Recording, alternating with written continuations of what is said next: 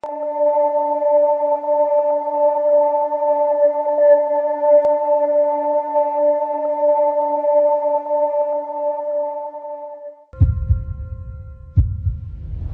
es la historia de un hombre que abusó sexualmente de más de 45 niñas de entre 7 y 17 años. Su nombre causó pánico en toda la población.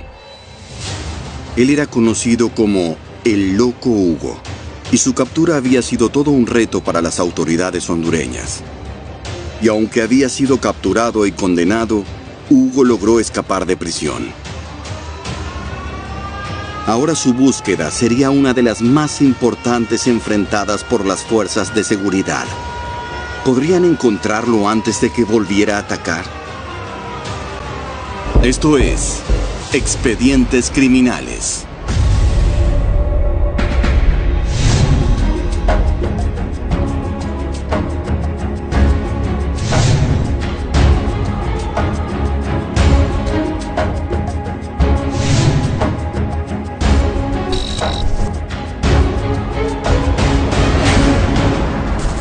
Esto es Expedientes Criminales.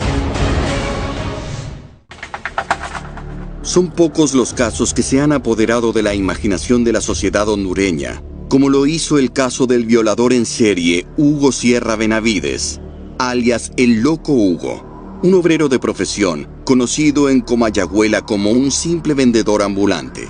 Era una persona callada y muy amable, en especial con las niñas, pero ese personaje ocultaba abominables actos de secuestro y violación de niñas.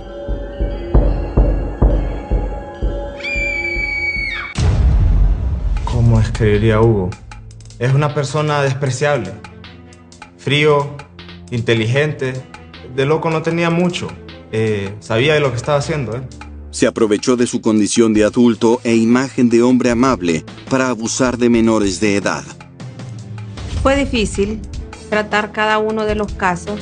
Las víctimas, principalmente ellas, sufrían mucho el proceso. Pero ¿cómo alguien llega a cometer tantos abusos sin llamar la atención de las autoridades?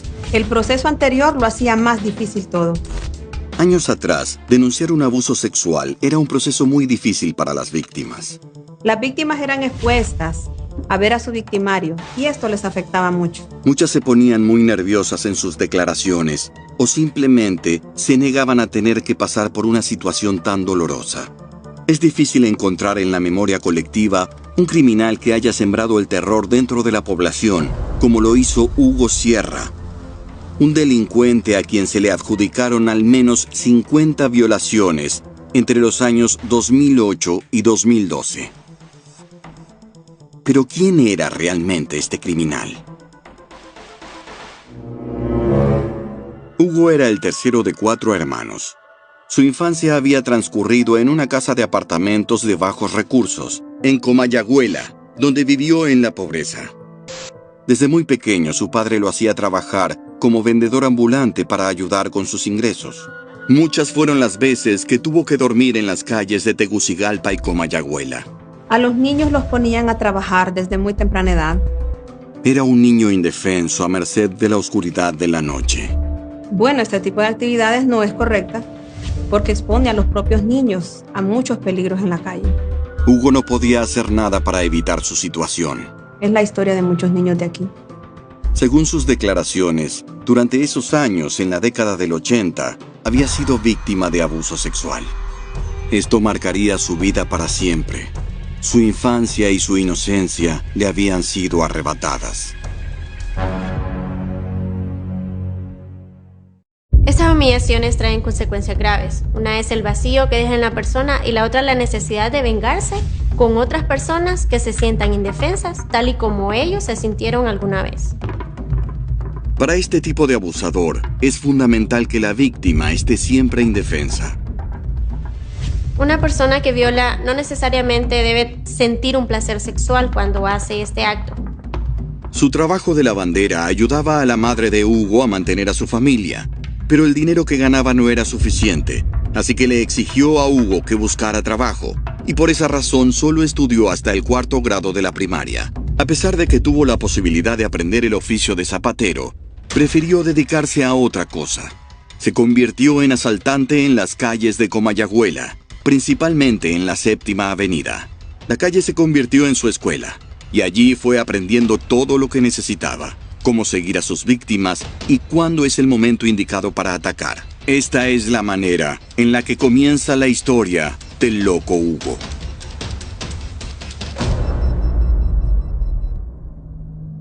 A mediados del año 2010, surgió un creciente número de denuncias por abuso sexual contra menores de edad. Todas las víctimas recordaban el rostro de su agresor.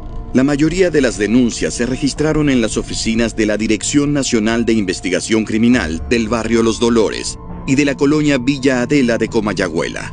El señor Hugo Sierra operaba básicamente en las cercanías de escuelas, colegios. Las obligaba después de eso a ingresar a solares baldíos o casas abandonadas.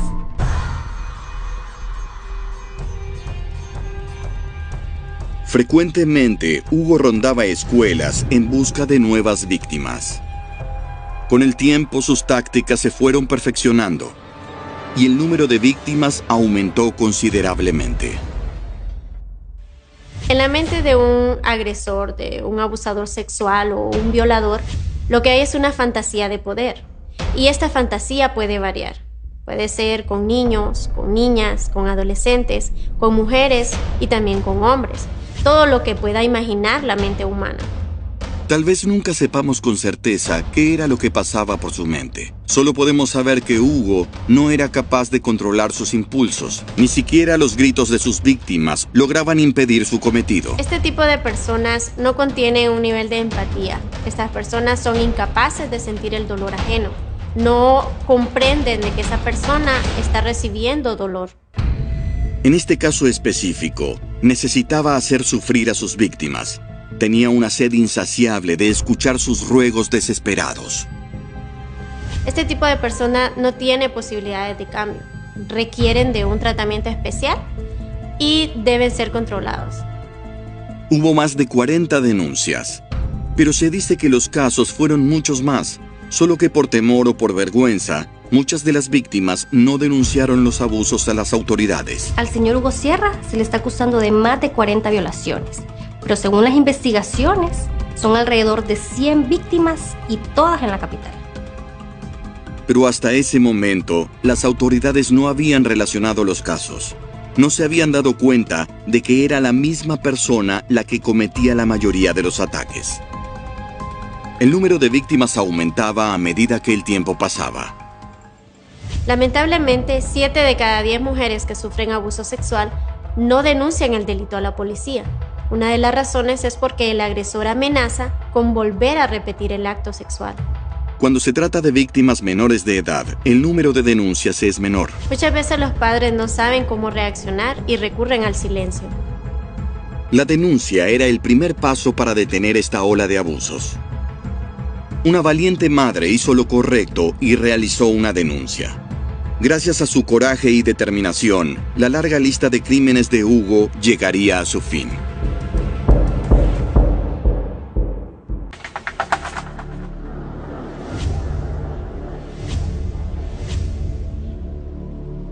Hugo Sierra Benavides, también conocido como el Loco Hugo, fue un hombre que atacó y abusó sexualmente a más de 40 niñas de entre 7 y 17 años. El Loco Hugo se aprovechaba de su inocencia, destruyendo sus vidas para siempre. Su captura fue una de las cacerías más grandes a las que se tuvieron que enfrentar las autoridades de seguridad hondureñas. ¿Pero lograrían atraparlo a tiempo? Los primeros casos no habían sido relacionados todavía. Pero la situación cambió el 11 de marzo de 2011, cuando Jocelyn Melgar, de 12 años, se presentó junto a su madre en las oficinas de la Policía Nacional. Este caso fue asignado al oficial Duarte de la Unidad de Casos Especiales. Tenía poco tiempo yo de estar asignado a la Unidad de Delitos Especiales y había estado rotando en otros puestos ya antes. Sin saberlo, el oficial Duarte dio inicio a la cacería del violador en serie más grande de Honduras. Esa muchachita no tenía más de 13 años. Entró y se le notaba que venía con un peso encima. pero se notaba bien incómoda. Este tipo de casos son casos delicados, por lo tanto se debe manejar con calma. El proceso es largo. Tenemos también que dejar que las víctimas se sientan en confianza, no es así nomás. Luego de mucho esfuerzo y paciencia, el oficial se ganó la confianza de Jocelyn, y así ella pudo contar lo que le había sucedido.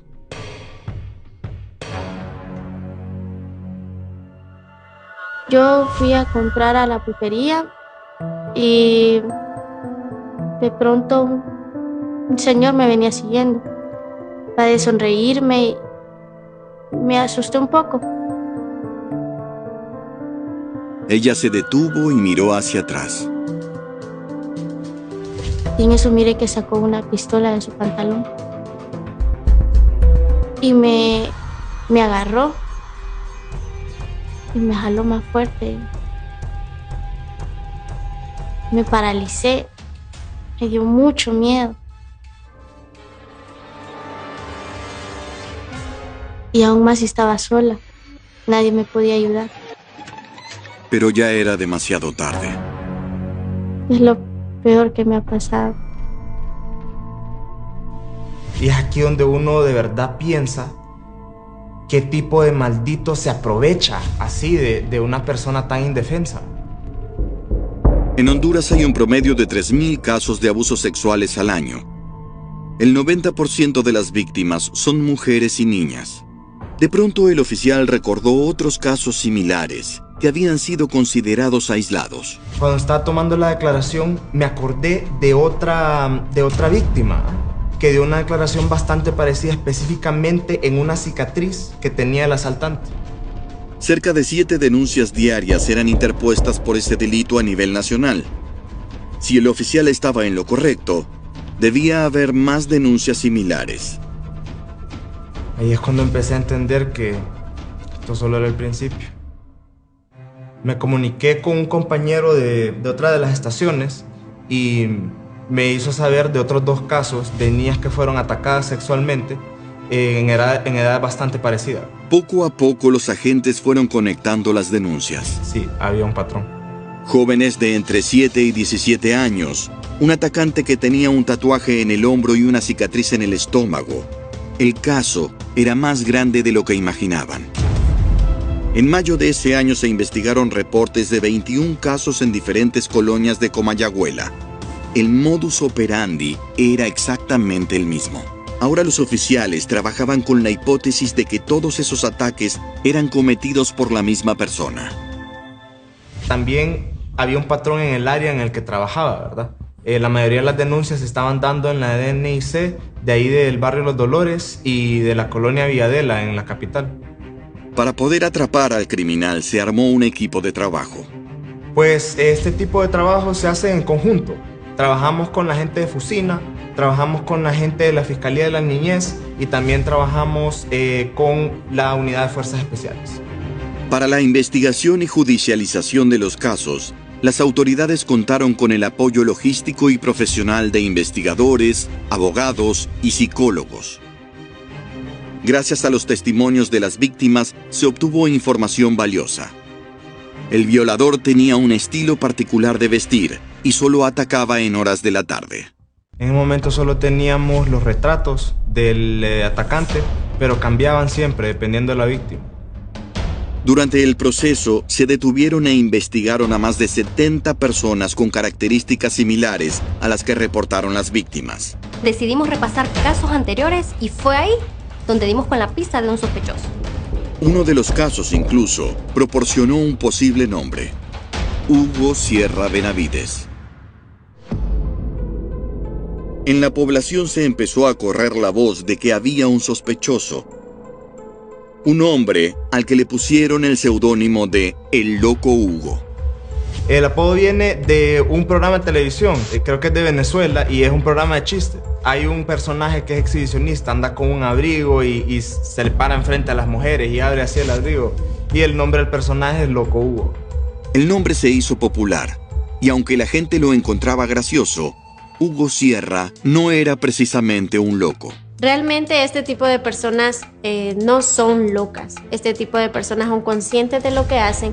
Sin embargo, es una conducta que ellos no controlan, a lo que le llamamos una conducta compulsiva. Es algo que se repite constantemente. El equipo seguía trabajando a contrarreloj. Cada minuto contaba para capturar a este criminal. El área de ataque se delimitó a los siguientes lugares: Zona de Mayoreo, Colonia 3 de Mayo, Colonia Bellavista y Barrio Morazán. Cada semana aparecían nuevos casos.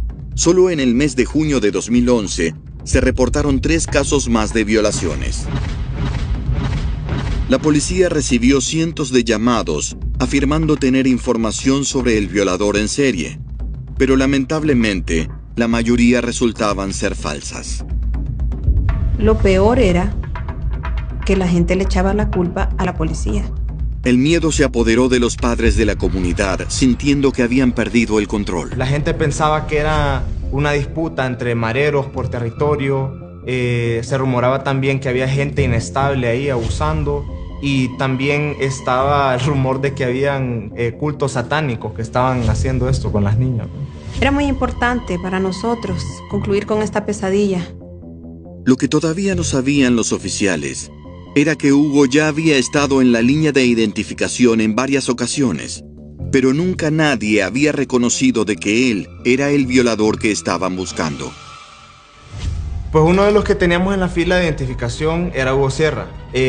No sabemos si fue por miedo o porque estaban confundidas las muchachas, ¿verdad? Pero no lo pudieron identificar. En este momento es que nos sentíamos que estábamos en una calle sin salida ya. Las opciones se agotaban, pero el oficial aplicó un método diferente. Decidí yo buscar por mi parte. Este valiente policía no se daría por vencido tan fácilmente.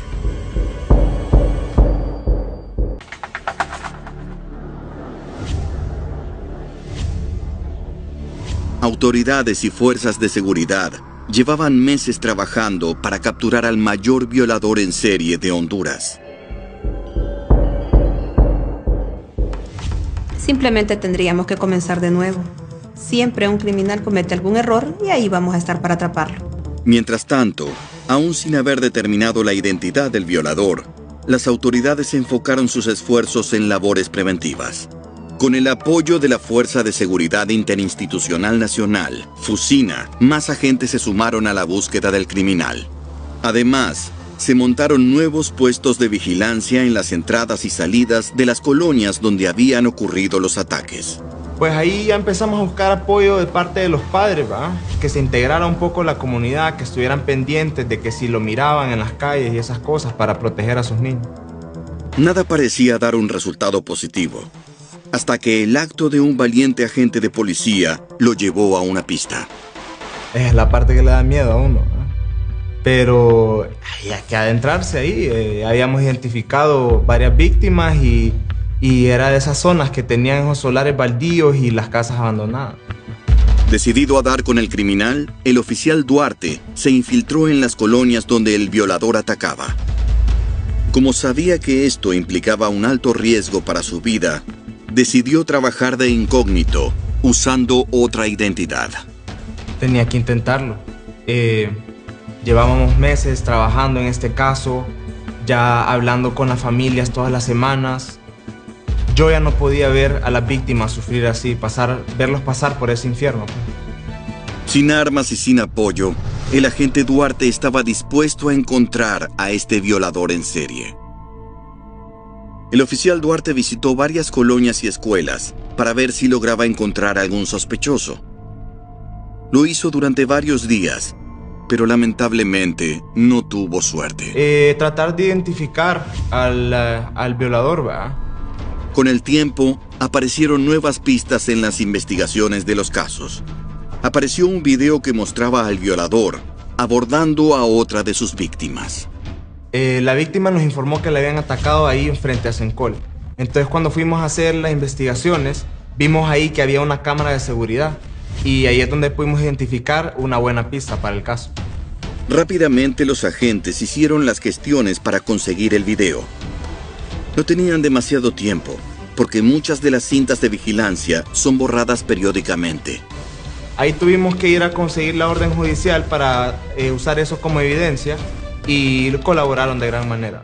Gracias al apoyo de la policía y de SEMCOL pudimos obtener el primer video del 19 de marzo del 2012 donde aparece el señor Hugo Sierra pues llevándose a una de las víctimas. A las 6:17 en punto, el supuesto violador abordó a su víctima frente a la empresa. Pero el guardia encargado de seguridad había movido la cámara de posición unos minutos antes. Pues no se puede distinguir claramente. Sin embargo, se observa al señor Sierra llevando por la fuerza a una de las víctimas hacia un paradero desconocido. Por la baja resolución del video no pudimos identificar claramente al atacante, pero ahí pudimos ver que se vestía de manera casual, andaba en una camiseta del Real Madrid, usaba gorra, andaba con un pantalón jean y nunca quedó viendo para arriba. Estaba bien atento a la situación. En poco tiempo el criminal había podido ganarse la confianza de la víctima, y esa cualidad lo convertía en alguien muy peligroso y eficiente. Pues el video es bastante útil para determinar ciertos aspectos del criminal, pero no ajusta para identificarlo. El equipo de investigación seguía buscando nuevas pistas y volvía a revisar una y otra vez los expedientes y las notas. Analizando en detalle los expedientes, se descubrió que varios lugares eran usados por el violador para cometer sus abusos. Los más frecuentes eran 2 casas abandonadas. Fue mi decisión montar los operativos en esas casas y mantener vigilados los solares baldíos por si el señor Sierra se acercaba. Teníamos ya 3 días de vigilancia y algunos ya habían perdido la esperanza de poderlo atrapar. Pero había alguien que no se daba por vencido. La perseverancia del oficial rindió sus frutos. Se confirmó que Hugo Sierra era el criminal que estaban buscando. Aunque anteriormente había desfilado como sospechoso y no habían logrado reconocerlo, ya no quedaban dudas. Se había identificado al violador y sabían dónde encontrarlo, en la colonia Torocagua de Comayagüela.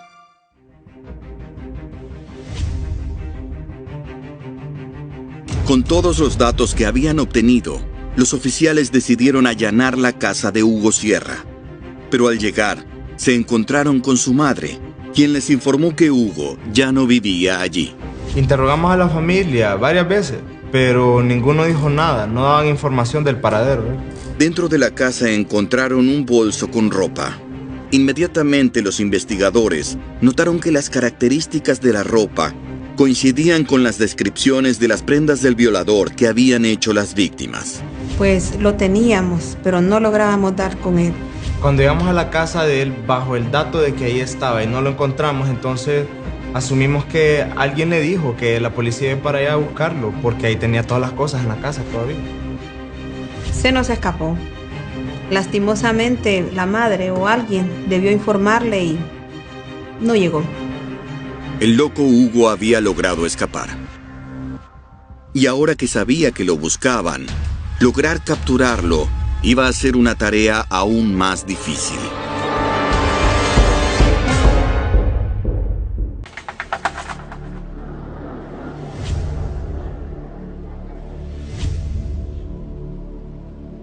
Hugo Sierra era el violador en serie más grande que la policía había buscado. Varias personas habían confirmado su identidad.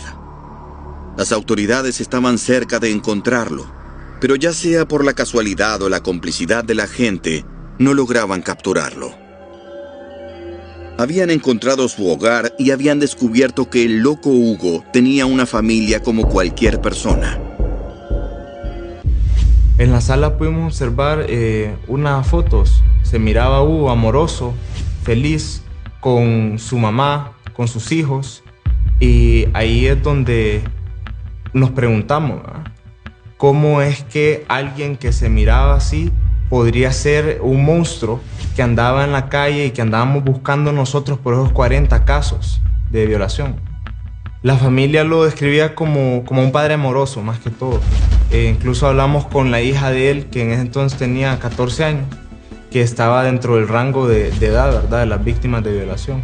Bueno, la hija de Hugo es una muchacha muy tranquila, un poco nerviosa, pero no presentaba ningún signo de abuso y hablaba muy bien de su padre.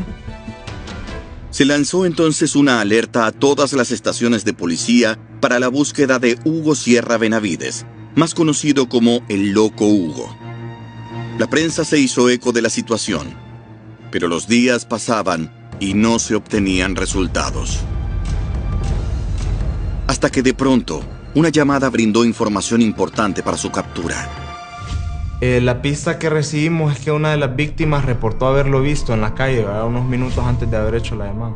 Una de las víctimas, que se dirigía a su escuela en la colonia Torocagua, había visto a Hugo. Pero cuando las patrullas llegaron al lugar, no pudieron localizarlo, así que formaron equipos para cercar el perímetro. Después de que nos avisaron, agarramos a la muchacha que nos hizo este aviso y ubicamos a otra de las víctimas que había tenido él para que se desplazaran por la zona con un par de escuadrones. Los oficiales y las muchachas entonces recorrieron ahí por la colonia Torocagua y pusimos unos agentes para que cuidaran la salida, ¿verdad? Y no desperdiciar la oportunidad. Cada patrulla buscaba a Hugo en diferentes sectores de la colonia. Pues las niñas estaban nerviosas y cansadas, ¿verdad? Estuvieron bastante tiempo tratando de ubicarlo hasta que una de ellas lo logró. Finalmente, después de 2 horas de patrullaje, lograron encontrarlo. Lo pasamos por enfrente a él para poder estar 100% seguro, ¿verdad? Que era él. Una vez que le dimos la cara, una de las niñas afirmó que ese era el fugitivo. Entonces uno de los oficiales se lanzó sobre él para poder capturarlo. Y así fue como el 10 de mayo de 2012, en horas del mediodía, las autoridades dieron captura a Hugo Sierra, a quien apresaron en cuestión de segundos.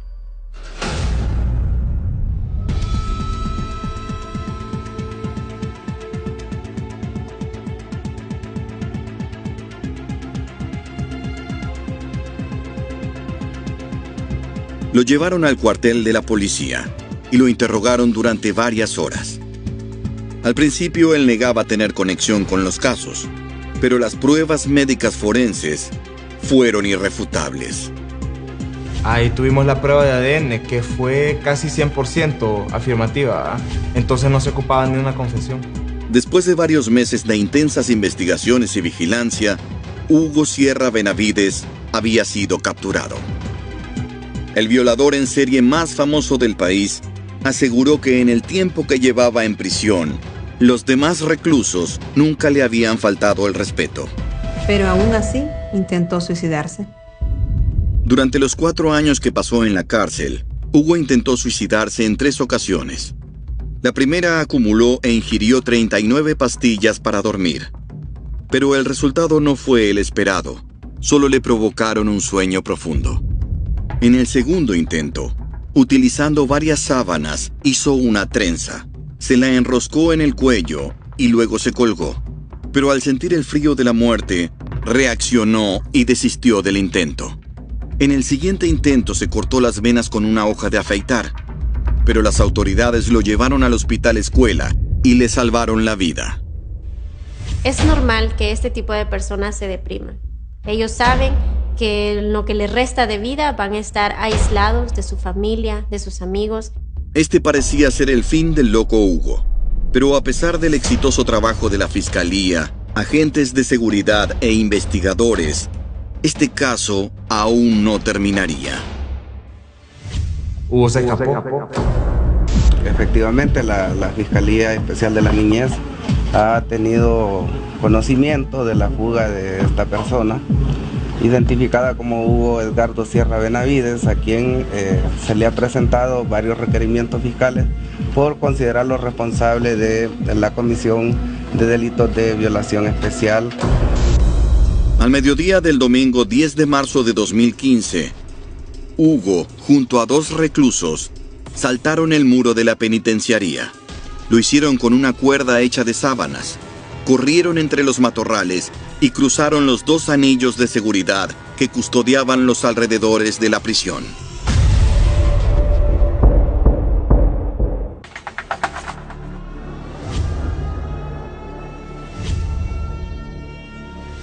Una vez que los muros de la Penitenciaría Nacional habían quedado atrás, Hugo abordó un autobús que lo condujo a Tegucigalpa y llegó a su casa en la colonia Torocagua. Es algo sorpresivo, pero pensándolo bien, el hombre no tiene nada que perder. Se corrió la noticia por todos los medios, ¿verdad? Fue algo preocupante, de verdad. Los padres fueron a traer a los hijos a las escuelas y todo. Por eso alertamos y se ha solicitado también a las autoridades policiales para que se trate de localizar y al ser identificado nuevamente y localizado sea recapturado y puesto a la orden de los jueces competentes. Pero esta vez, el rostro de Hugo Benavides ya era conocido por todos. En la 21 de febrero estuvimos cerca de agarrarlo ya, Hugo. Varios vecinos lo reconocieron y lo persiguieron para lincharlo. La denuncia llegó a la posta, y ahí fue donde la policía preventiva y la policía militar entonces empezaron la búsqueda por Hugo. Los vecinos, armados con palos y piedras, persiguieron a Hugo hasta la colonia Vegas. Según los vecinos, se metió en una alcantarilla y ahí fue que lo perdieron de vista. Había encontrado dónde esconderse.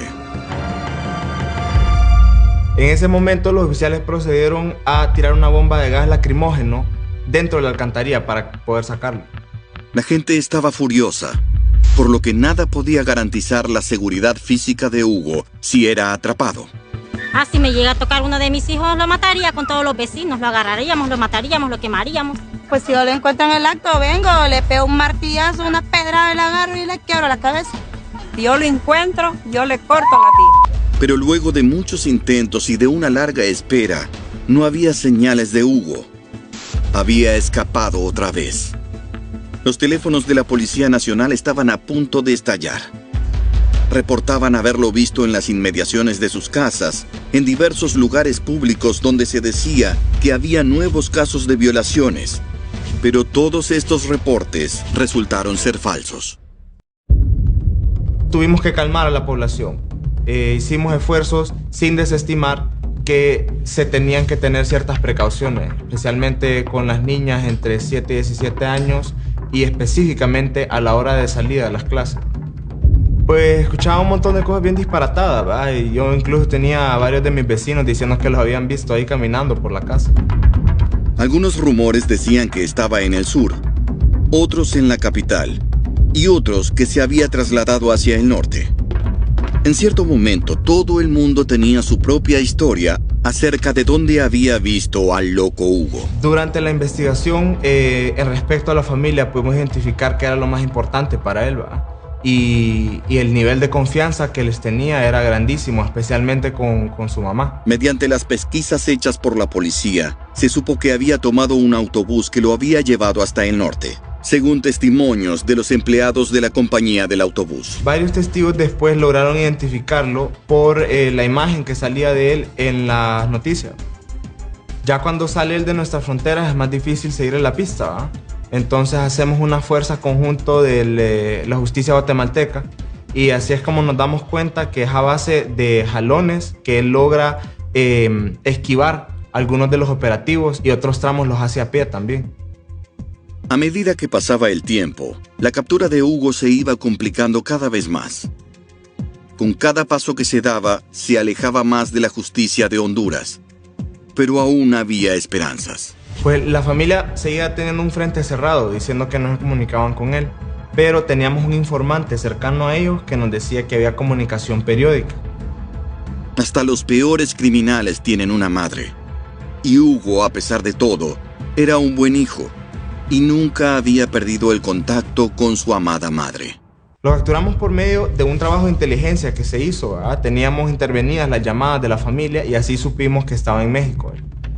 Entró a México por Tapachula y se dirigía hacia Oaxaca. Ya se había quedado sin dinero y estaba buscando trabajo.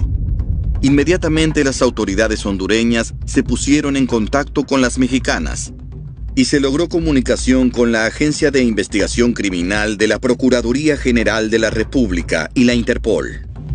Su viaje fue interrumpido por agentes de la Agencia de Inteligencia Criminal en la frontera y también por la gente de Interpol. Ellos contaban con una orden de captura para Hugo, así fue que lo detuvieron. Finalmente se logró su captura el 26 de marzo de 2015.